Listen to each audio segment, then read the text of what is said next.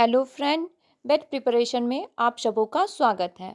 आज हम आधुनिक भारत के इतिहास के अंतर्गत यूरोपियन कंपनियों के भारत आगमन के क्रम को शॉर्ट ट्रिक के माध्यम से जानेंगे। साथ ही साथ पुर्तगालियों से संबंधित महत्वपूर्ण तथ्यों को भी क्विक रिवीजन के माध्यम से जानेंगे, जो विभिन्न प्रकार के कॉम्पिटिटिव एग्जाम्स के पॉइंट ऑफ व्यू से अत्यंत ही महत्वपूर्ण है।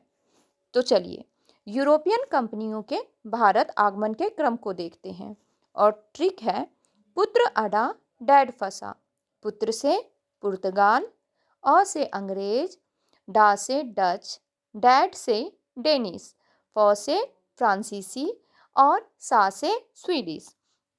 तो इस प्रकार हम देखते हैं कि भारत में सर्वप्रथम पुर्तगाली आए, इसके पश्चात अंग्रेज, अंग्रेजों के पश्चात डच, डच के बाद डेनिस, डेनिस के बाद फ्रांसीसी कंपनी आई और फ्रांसीसी के बाद अंत में स्वीडिश कंपनी आई। तो आगे हम पुर्तगाली भारत में स्थापित सर्वप्रथम कंपनी पुर्तगालियों की थी, उससे संबंधित महत्वपूर्ण तथ्यों को जानेंगे। सर्वप्रथम वास्को डी गामा 17 मई 1498 ईस्वी को भारत के कालीकट तट पर पहुंचा। यहाँ के शासक आडारी नयार वंश के शासक जेमोरिन ने उनका स्वागत किया। पुर्तगाली कंपनी जो भारत में स्थापित हुई उसका नाम था आशडाडो द इंडिया। पुर्तगाली कंपनी का पहला हेडक्वार्टर कोच्चि में स्थापित किया गया, जिसे 1530 में गोवा हस्तांतरित कर दिया गया। पुर्तगालियों का पहला गवर्नर फ्रांसिस्को दी अल्मेडा था। यह 1505 ईस्वी से 1509 ईस्वी तक भारत में रहा। इसने ब्लू वाटर पॉलिसी बनाई।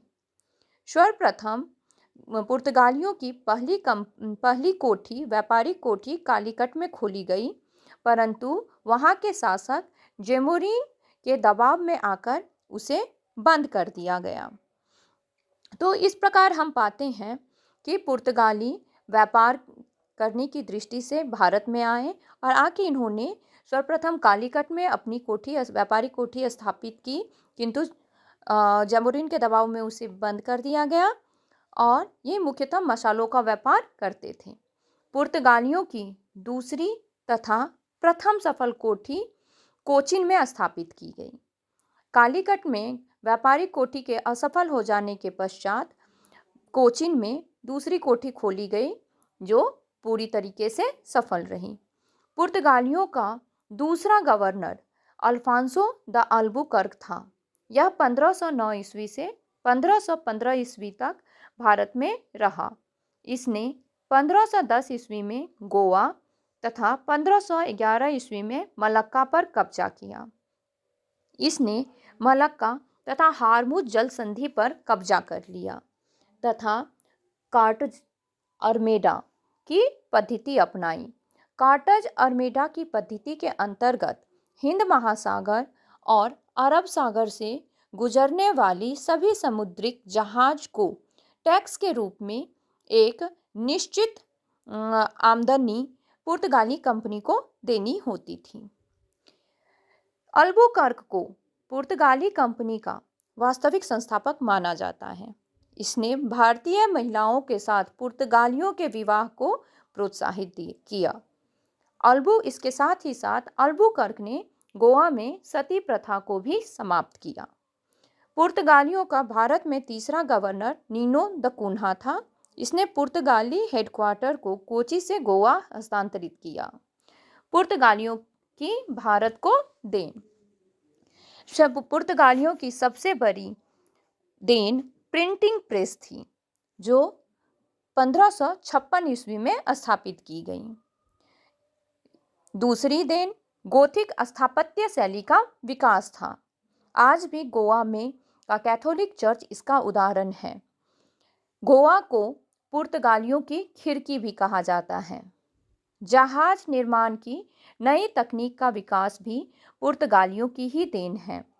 इसके साथ ही साथ अफीम की खेती को भी भारत लाने का श्रेय पुर्तगालियों को जाता है। आलू, मक्का, तंबाकू, काजू, मूंगफली, अमरूद की खेती को भारत लाने का श्रेय पुर्तगालियों का है। इन सभी देनों में पुर्तगालियों की सबसे अधिक महत्वपूर्ण देन प्रिंटिंग प्रेस का विकास है, जो आगे चलकर भारत के आज स्वतंत्रता संग्राम में एक महत्वपूर्ण भूमिका निभाता है। पुर्तगालों के भारत में पतन का कारण।